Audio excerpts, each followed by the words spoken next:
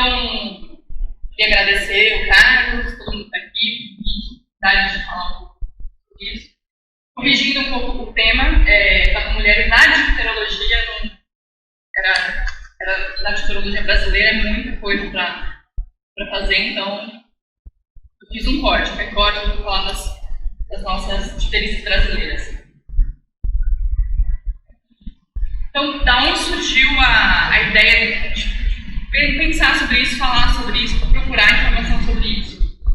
Então, eu geralmente dou bastante palestra para graduação, e numa dessas palestras, né, que falo de taxonomia, de valorização de ciência de base, ciência básica, eu falei, vamos fazer um exercício, vocês me falam o nome de um cientista importante para vocês. E aí a maioria falou nomes de cientistas homens e cientistas não brasileiros. Aí eu falei, não, agora vamos pensar cientistas nacionais, brasileiros. Aí vieram alguns nomes. A maioria também, todos de homens, inclusive eu. Aí eu fiquei incomodada com isso. Eu falei, eu sou cientista, mulher, eu não conheço cientista, eu sou difterista, mas não os que eu conheço agora. Lá de trás. Começou a fazer o trabalho que a gente faz. E eu não sabia nenhuma. E eu gosto muito de história, eu gosto muito de história da ciência. E aí eu falei, agora, né? Tem tanto livro, tem tanta literatura, tanto documentário sobre cientistas, sobre inspiração. E aí eu resolvi, vou procurar, né? Vamos ver o que tem aí. E aí uma coisa que me chamou a atenção, eu incluí 2 slides na apresentação ontem mesmo, que foi ver essa mesa uma mesa de abertura do congresso, majoritariamente de homens, e uma única feminina, coincidentemente e infelizmente, uma difterista, né? Já faz a gente refletir um pouquinho sobre o que eu quero mostrar aqui. E aí, no simpósio, fiz um levantamento rapidinho, que a gente tem nesses dias de congresso. A gente tem um mini curso ministrado por uma difterista, por 2, né? Das 10 palestras do simpósio, 6 são de mulheres. Das 10 apresentações orais, 7 são de mulheres. Os 25 posts, 18 têm alguma autoria de alguma mulher. E, no geral, das outras apresentações de dicta, nos outros simpósios, nas outras sessões, são mais 36 mulheres cooperando ou autorando os trabalhos com dicta. Então, somos maior. No simpósio, a gente está, né? Se tivesse a gente, não tinha simpósio. E também tem saído uma série de livros de divulgação científica dessas personalidades ao longo da história, mulheres, não só na ciência, mas na história, na arte, na cultura. E isso está saindo como divulgação científica para todo mundo. Então, é algo que está sendo colocado já há alguns anos, não só na de vários tipos de história da ciência, história das mulheres, na sociedade, isso já tem há bastante tempo. Mas na divulgação científica, esses 5 livros saíram no ano passado esse ano. Então é bastante significativo. E em português, né? Aí eu fui pesquisar, eu nem tinha objetivo ainda, eu fui procurar, eu fui no Google. Aí peguei uns livros, uns artigos, conversei com algumas, mandei e-mail para algumas pessoas, alguns familiares dessas mulheres, conversei com alguns professores, conversei com o Papá, e tinha muito pouca coisa. E aí eu pensei, né, não, antes de eu começar a fazer uma busca, eu preciso ter alguns objetivos para reunir todos esses dados.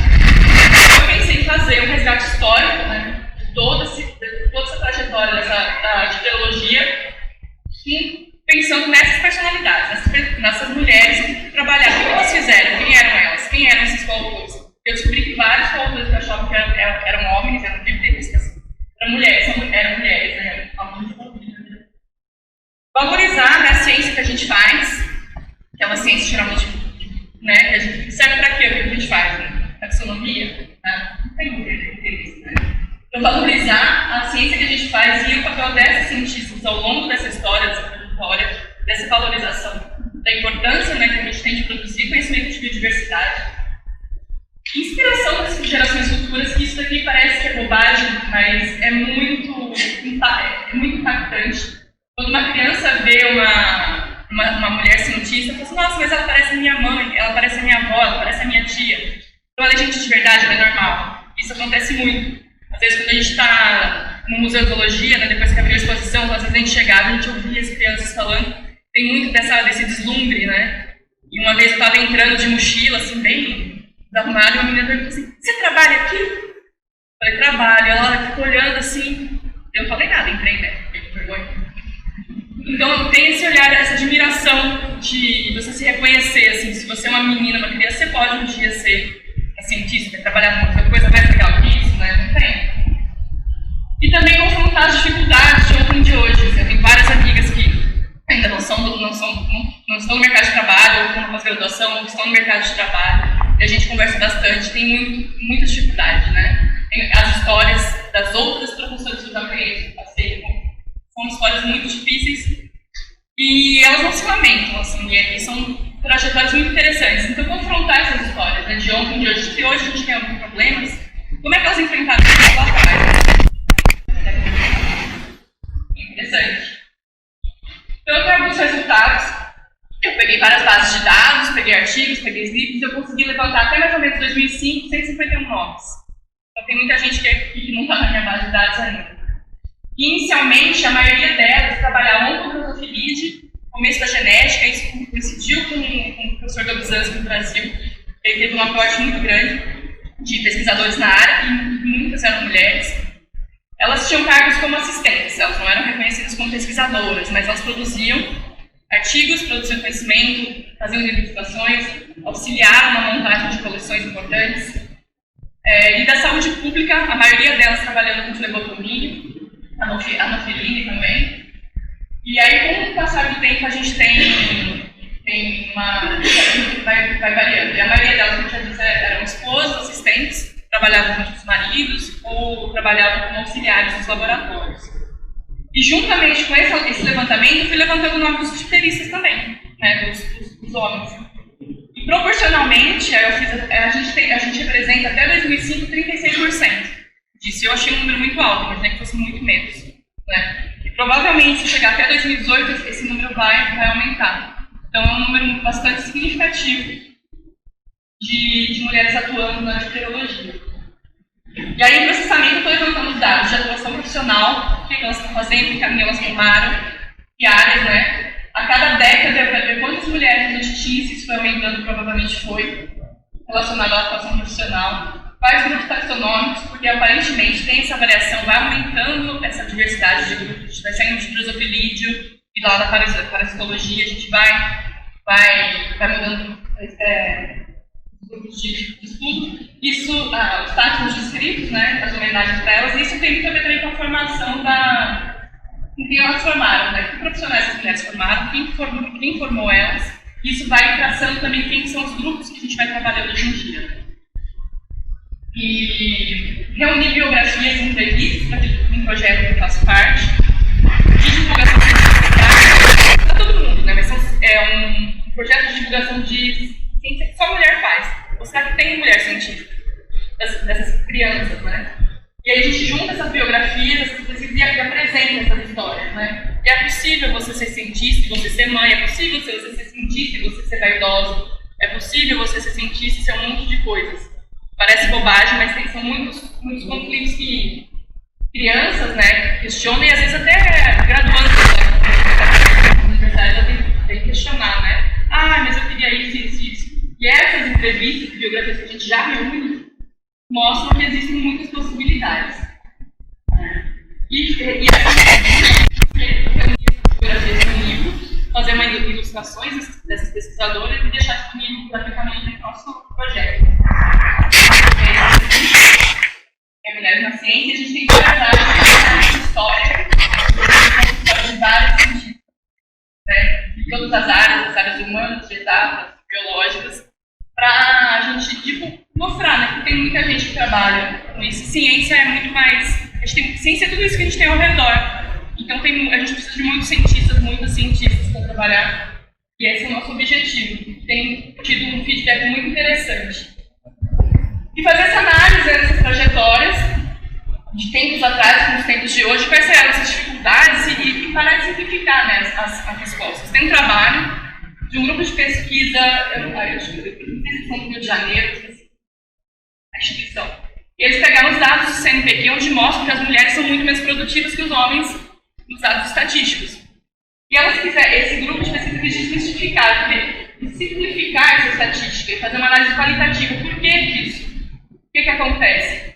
E aí eles vão fazendo uma reflexão, uma comparação de várias coisas que dificultam essas pesquisadoras atingirem o mesmo nível de produção dos seus colegas, dos seus pares homens, por uma série de questões, inclusive de políticas públicas, de contexto histórico, né, e complica mais, né, o desenvolvimento e o avanço dessas pesquisadoras na carreira acadêmica. E aí eu reuni algumas fotos, né, de algumas personagens. Obviamente é muito difícil conseguir das mais antigas na internet ainda, eu tenho que procurar, né, em bibliotecas. E obviamente está enviesado, tem muita gente aqui que eu conheço, né, então vai ter mais gente do meu redor. Mas a ideia é um dia ter uma apresentação com todas as 150 mais mulheres que a gente tem de pterologia. São muitas. Cada vez mais, né? A gente vê aqui nesse slide várias fotos do postinho jovem. Encerrando, né, as reflexões que eu mencionei, né, na questão dessa trajetória, de a gente simplificar demais essas estatísticas das agências de fomento. E aí, nesse trabalho, nesse grupo, né, velha teatro, 2006, Então, para concluir, para fazer essas reflexões, né, usando esse trabalho de Velho e colaboradores, quando se é mulher, a gente se depara com outros conflitos, né? Uma vez que esse espaço da pesquisa da universidade, ele é extremamente ainda masculino. Então, eu vou ler esse excerto aqui do trabalho para a gente ficar com essa reflexão, né? Uma vez feita a opção pela carreira científica, a mulher se depara com o conflito da maternidade, da atenção e obrigação com a família vis-à-vis as exigências da vida acadêmica. Algumas sucumbem e optam pela família, outras pela academia, e um número decide combinar as duas. Sobre essas últimas, não é necessário dizer quanto tem que se desdobrar para dar conta não apenas das tarefas múltiplas, mas também para conviver com a consciência duplamente culposa, por não se dedicar aos filhos e por não ser tão produtiva, quanto se esperaria ou gostaria. Quantas, né, das pesquisadoras aqui presentes não tiveram esses conflitos, né? E o quão injusto é isso da gente ter que escolher entre uma coisa ou outra, e quando a gente não escolhe, a gente é penalizada pelas métricas, pelas cobranças, pelas avaliações que não fazem essas considerações, né? Nessa questão da maternidade. São tantas outras questões também que envolvem mulheres que não têm filho. E em outro trabalho, né, eu trouxe um outro trecho para encerrar essa reflexão, que na ciência a mulher é esse outro, já que desde o nascimento da ciência moderna o sujeito do conhecimento tem sido o homem, e, portanto, as características e habilidades necessárias e valorizadas para fazer ciência são as ditas masculinas. Então, a ciência ela surge como um espaço masculino. A aptidão para a ciência é do homem.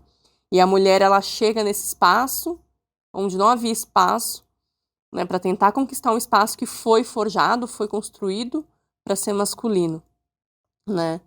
Então, a conquista, a ocupação desse espaço se deu com muita dificuldade e a gente vive os resquícios disso até hoje, né?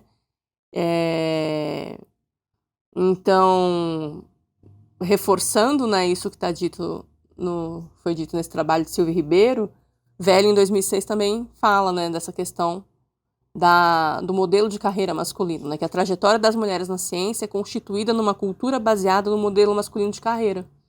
E para nós, na entomologia, na dipterologia, também não é tão diferente, né? Infelizmente, a gente tem conseguido fazer algumas mudanças, tem caminhado, mas ainda é muito lentamente, e a gente precisa que todas as pessoas envolvidas, os nossos colegas homens, que estão nas universidades, as nossas colegas professoras, todos nós trabalhemos para mudar essas questões que são passíveis de mudança, para que a gente tenha um ambiente com mais diversidade, com mais inclusão, onde a gente consiga produzir ciência de qualidade, todo mundo junto, com as mesmas cobranças, e que seja avaliado todas essas questões, né, dos papéis que nos foram impostos e que ainda a gente sofre essa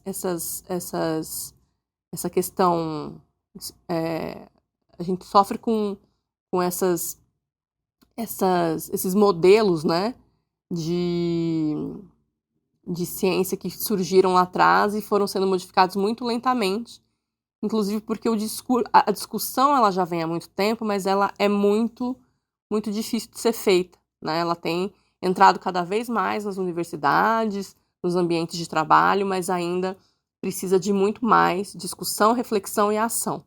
Então, para encerrar, né, eu queria reforçar, né, que a gente só pode ser aquilo que a gente pode ver. Então, a gente precisa de mais mulheres na ciência, mais mulheres na dipterologia, de todos os tipos de mulheres, todos os tipos de pessoa, porque eu só posso ser se eu posso ver, né? Então, eu peguei um trecho de uma reportagem que saiu na revista FAPESP, sobre uma atividade que foi realizado pelo CETICS, lá do Instituto Butantan. Então, vou ler o que está escrito aqui. Cientista é uma pessoa que estuda muito, descobre coisas e depois compartilha com o mundo. Foi o que escreveu uma menina de 12 anos em seu caderno de atividades. E como seria esse cientista, né? Foi indagado para ela. Um homem careca de jaleco que vive tropeçando e deixando tudo cair no chão, respondeu um colega da mesma escola. Aí a Eduarda responde, né, depois de encerrada a atividade, que eu já tinha vontade de ser cientista. Na visita eu vi que posso ser normal, do meu jeito, e ser uma cientista. É que eu pensei que fosse encontrar gente descabelada, mas eles são normais. Disciplinados é a palavra, disse Eduarda. Então, a gente tem um estereótipo, né, do cientista maluco, que além de maluco, ele é um homem, né? E é um homem mais velho, não tem tanta conexão. E a gente tem aqui, né, tantas mulheres jovens, tantas mulheres mais experientes, tantos modelos para a gente seguir na ciência. A gente precisa contar a história dessas mulheres e ser espelho, né? Para mais Eduardas, para mais meninas de 12 anos, para que elas vejam que ser cientista, qualquer um pode ser cientista, desde que você tenha curiosidade e que a gente tenha oportunidade para seguir nesse caminho. Então, para concluir, né, toda a apresentação, a gente viu que tem muitas dificuldades para serem sanadas ainda, a gente tem dados estatísticos mostrando isso. Eu tentei celebrar a história dessas mulheres na dipterologia e apresentar esses personagens. A gente precisa mostrar essas pessoas para as futuras entomólogas e dipteristas do Brasil, do mundo, né? Por que não? As mudanças são possíveis, mas a gente precisa agir junto e precisa agir institucionalmente, né? A gente viu que essa questão de capacidade não é real, ela é uma ilusão, né? Tem todo um contexto histórico por trás dessa ilusão, né, da aptidão da ciência pelo homem. A gente tem muita mulher, inclusive, que gosta de inseto, trabalha com inseto, né? É surpreendente quando eu comecei a fazer essa busca e tantos nomes que eu encontrei, tantas histórias. E ficar aqui e deixar como inspiração para vocês que estão começando, para as minhas modelos que estão aqui, quanto elas me inspiram, e que imagino que elas inspirem tantas outras jovens cientistas aqui, continuem inspirando, são modelos importantes. E eu queria agradecer, e é isso, muito obrigada.